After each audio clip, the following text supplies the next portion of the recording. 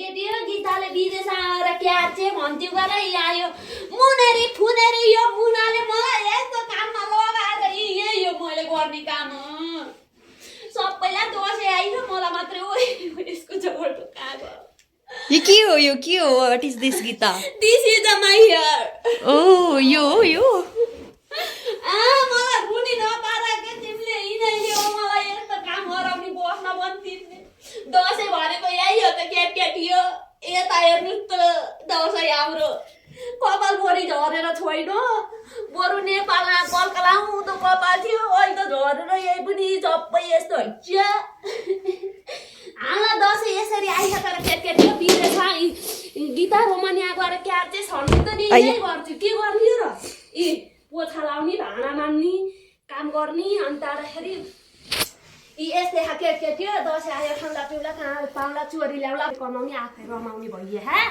अन्त फेरि यस्तै केटी हो काम गरेको गर्छु एकदिन हात खाली छैन यो मुनाले हो मलाई सबै यो काम गर्न सिकाएको यो मुना यो फुनाले म अहिले घुम्न जान रेडी हुनलाई मुख धुन जान लाग्थेँ समातेर ल्याएर यहाँ धस्काउन लाग्यो नि यति नगरे फेरि बेलुका भात खान पाइन्न अहिले क्यामेरा ल्याएर अहिले भिडियो बनाउँदाखेरि त अहिले यही कपाल लाएर शिरफुल बनाइदिन्छ हट थाहा हुन्छ के बल्ल म्याकुरी जमरा जमरा नि राखिकिने त बा केटी हो भोलि कहाँ टाँस्ने हो डिप्टी जान पर डिप्टी यस्तै छुट्टी रमाइलो गर्नलाई यतातिरखेरि यहाँ यस्तो छ केटी हाम्रो यस्तो हुन्छ क्या बिदेश खालि कुचो भनेकै यही ठाडो पारेको यही उवाला हो के चिङ्ग्रिङवाला यही हो कुचो होइन यस्तै भाइ केटी म हेर्दिनँ ला दसैँको दिन यस्तै हाम्रो त रमाइलो Happy Dashain all of you my friends. तिमी पनि भन न Happy दसैँ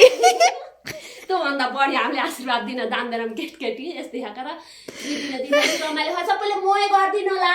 ह्याप्पी दसैँ यहाँ फेरि छ्या Happy Dashain by by good night